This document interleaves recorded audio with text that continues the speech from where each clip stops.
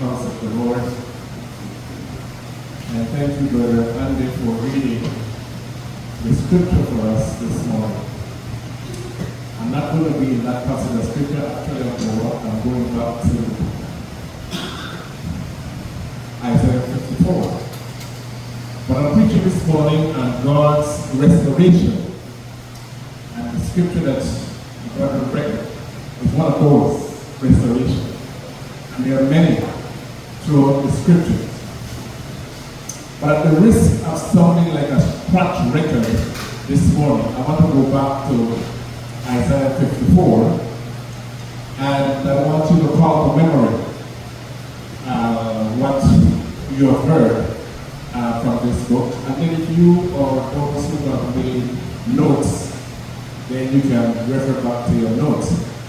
I'm not going to read chapter, but I'm going to highlight section of it so that you could connect with me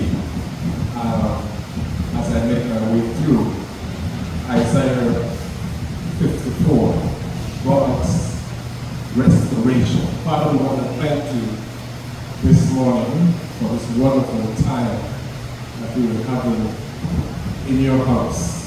Wonderful weather, wonderful wind, music, people.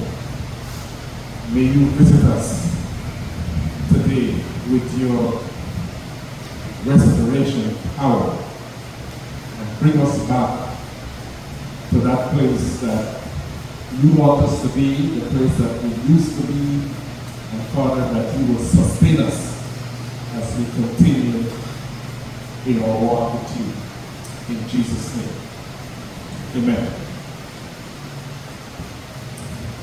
During the week of prayer, the first night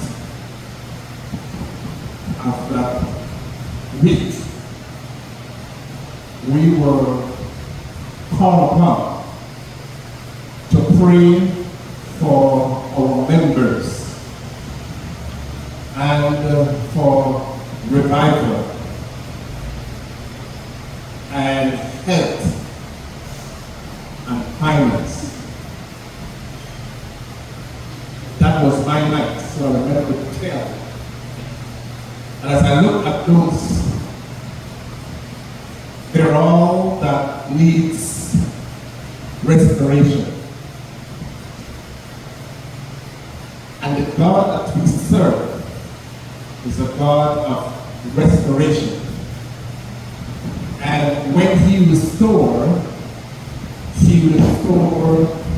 full and free. And so this morning, we want to take a look at this chapter. Because as God's people, we all have those times that we go through that we may even consider dryness in our own spiritual life. A period of regrets, if you may, when you wonder if anything will happen or if anything can happen. And we look at those times there, and during those times is when we cry out to God.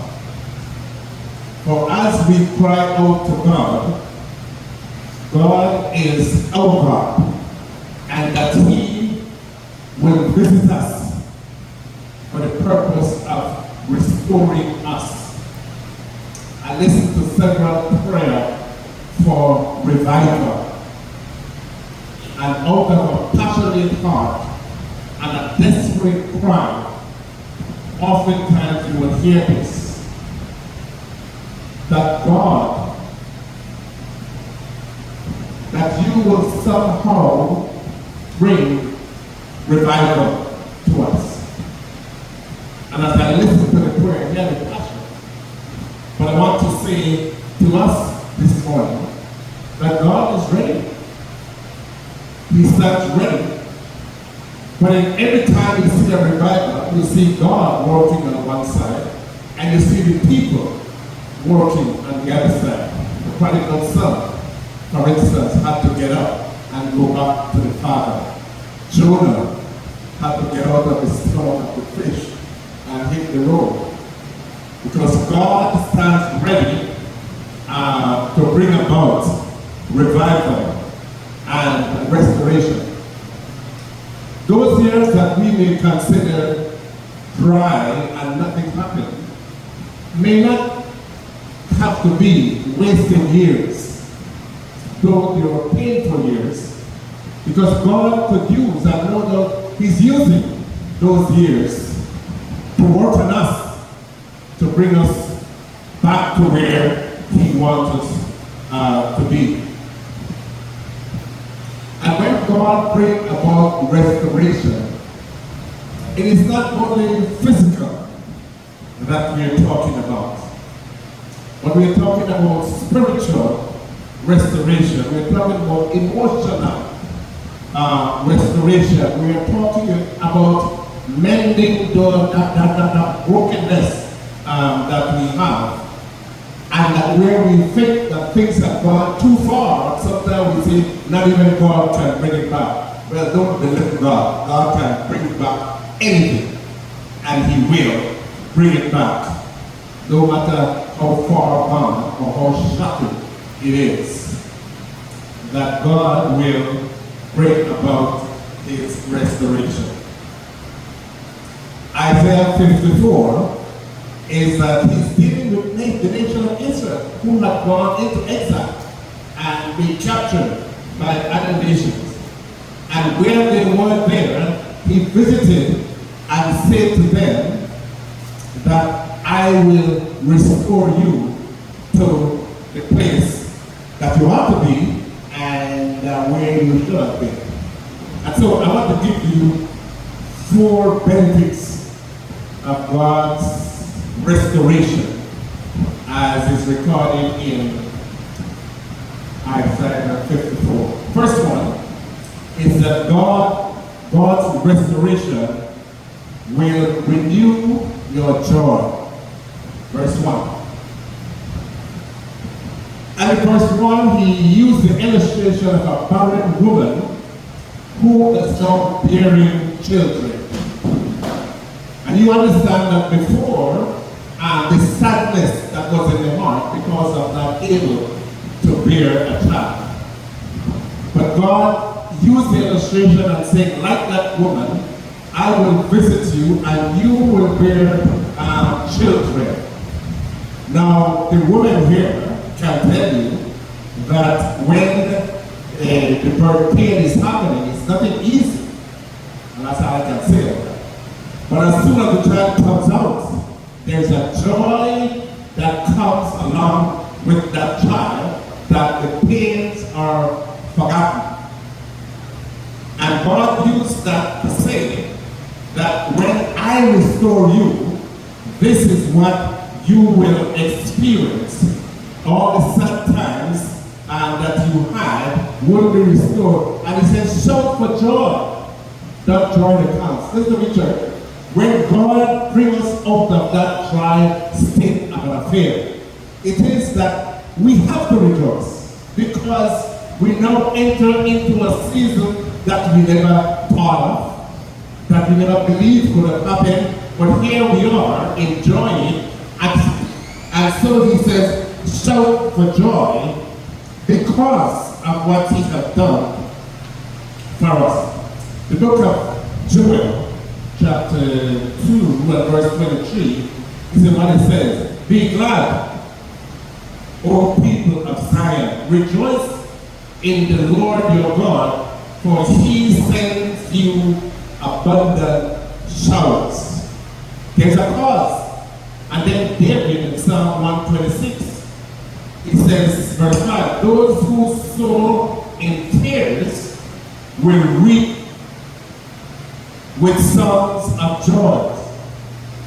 In other words then, the mourning period has passed over, and now there is no more bad spirit, there is no more bad attitude, there is no more bitterness, but a full and free experience because the hand of God have visited us and bring about that restoration.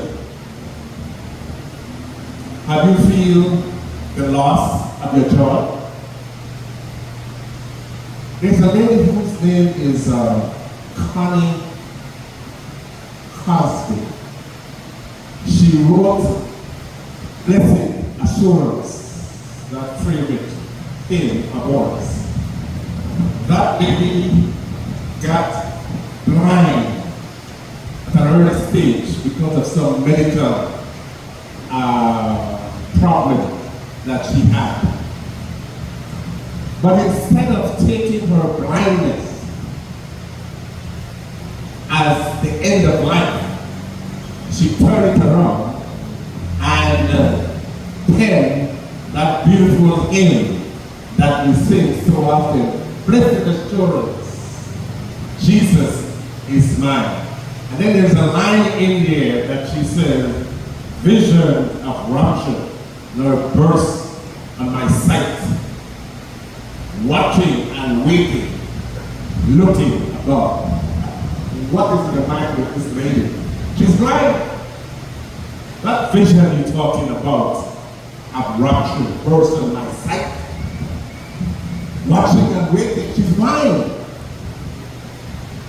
But clearly the woman recognized what God had done in her life. She's still alive. And therefore she turns it around into a song that blesses many of our hearts to this day. I just love the title of the song, Blessed Assurance. Number 2, God's restoration will expand your influence. Verse 2. Verse 2 is the verse that talks about enlarging your tent, stretch out, and don't hold back, strengthen. And all of those words there is talking about restoration. Because God is saying to them that this is what will now happen to you because of my restoring you. Because before, nothing was happening. In fact, we're looking at falling up our tents and backing down. But because of that restoration, he's saying now that I'm going to enlarge, I'm going to expand your influence. And you who were once barren will now be multiplied to the point where the world around you will recognize. The question at this point that comes to all of us is, are we ready and are we prepared for God to enlarge our ministry, enlarge our life, enlarge our service unto Him? Are we ready for that? Because when God restores us, that is what will happen to us as we then engage in that manner. There's a lovely verse in Amos chapter 9 and verse 13. I love this verse to the bitter end. And the verse says, the days are coming, declares the Lord, when the reaper will overrun the plowman, and the planter will be overrun by those treading the grapes. Speaking of a harvest, a bountiful harvest that is just multiplying itself, the Lord is saying the day will come when that will happen. And if we can somehow stop for a moment and sit with the Lord and ask the Lord if that is the reality of my life, of my church, of my city. And God will tell us, yes, that's what will happen when I bring about my restoration, it is that which you were not even able to contain. You remember Brother Joseph? Yes? The brother who drank, and as a result of that, a streak of what we would call bad luck, but it was bad luck. It was a streak of God's hand on him. And he was beaten, he was sold, he went to prison, and all of those things there happened to him. But the end of his life, the king who could not interpret his dreams said to him, okay, Joseph, I will remain the king of Egypt. But you are the governor. I want you to go now and deal with the years of plenty and the years of a little bit, whatever is there. Check it in your scripture, it's telling. So what we see happen at the end of Joseph's ordeal, God visited him. The hand of God was upon him, and Joseph is now influential, not only in Egypt, but the dead world that was around him, because now everybody was looking to Egypt to get food. And there was a verse in there that kept it off. They meant it for bad, but God meant it for good. When God brings his restoration, in fact, let me not get ahead of myself because I'm going to make a point on that. Number 3, it says that when God brings that restoration, we will not have any shame. Or if he will remove our shame.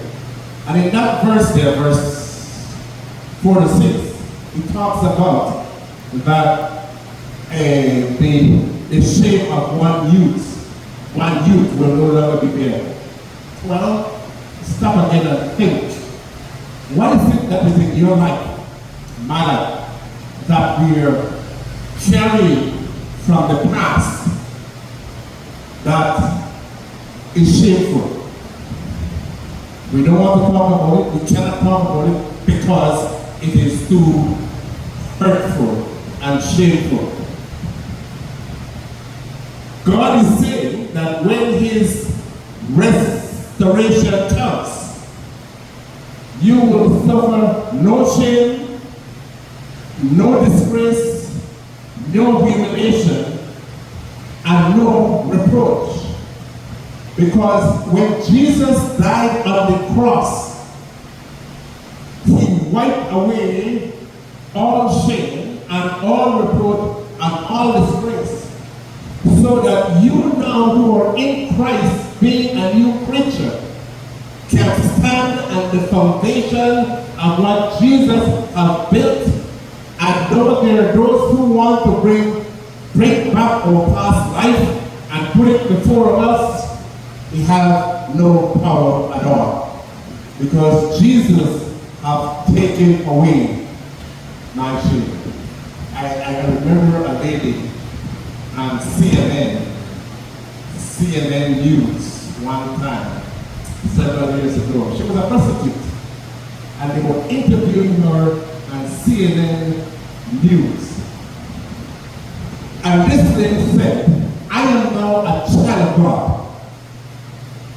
And anybody who wants to touch me has to touch me as somebody brand new. She is no longer free for all.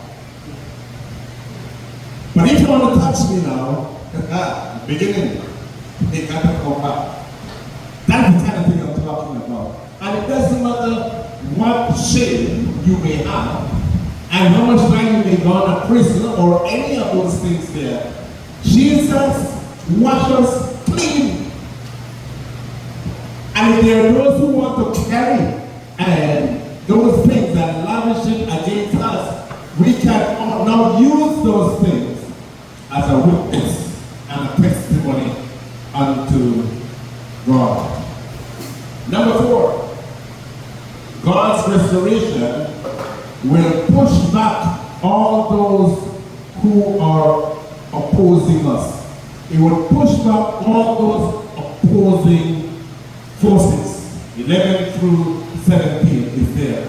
Right now, it may seem that those who are opposing us are winning. When Israel was under captivity, the Babylonians and another nation that had it seems like they were in control.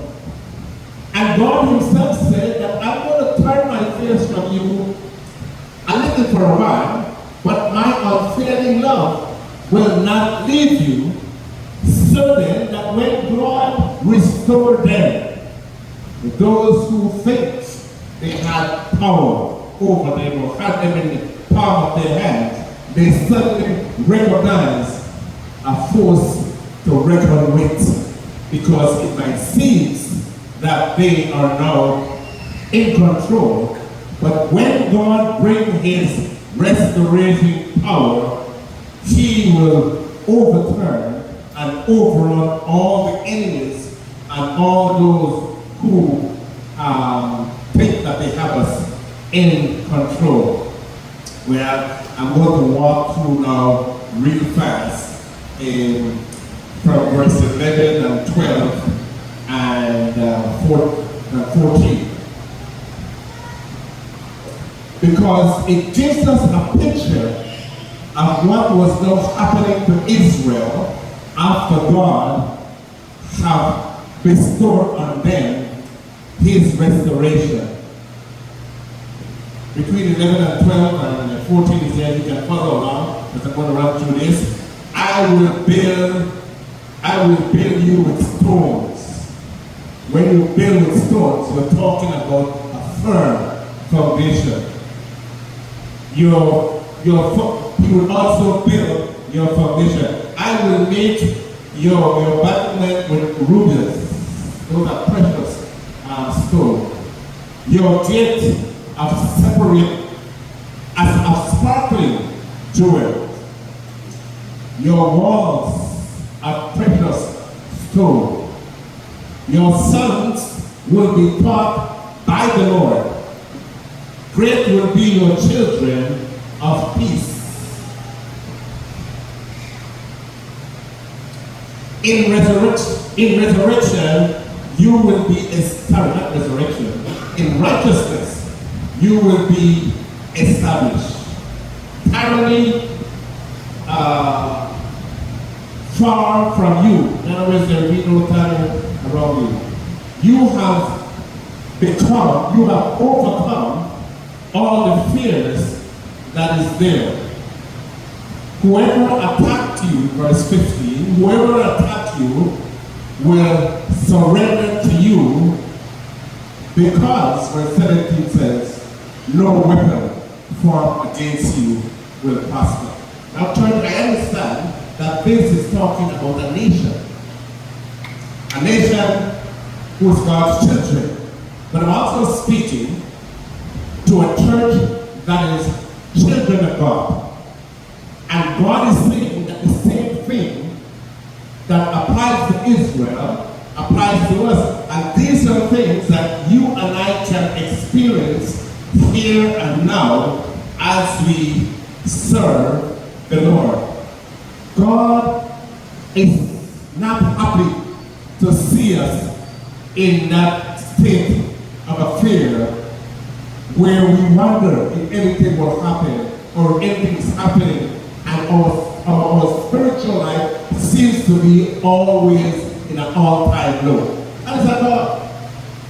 He gave us his Holy Spirit so we can rise above that. So this morning I'm saying to you that God is in the process of bringing restoration to us. Whether it is your finance, your health, your body, your family, whatever it is, turn it over to God, call on him, and God will bring that restoration, as I said earlier, full and free, that we will not wonder what is happening. You know, it is that God has brought to work, and that he is bringing about that restoration. God is not lying, and I simply try to bring to you what he had to say. I know my God is at work. Would we allow him to work in our life? For we may know all of this and still decide to stay in that place where it is bitter. It is not where God wants us to be. And it's just dry. But God is saying, I have something better. Father, I want to thank you for your word. I ask that your Holy Spirit will so move among us this morning. And God, that we will just be honest with ourselves and just give it up. Give it up to God. We know, God, that you will not leave us and you will not forsake us. But as you restore us, that we will set sail on a new path, never to return to that violence anymore. In Jesus' name, amen.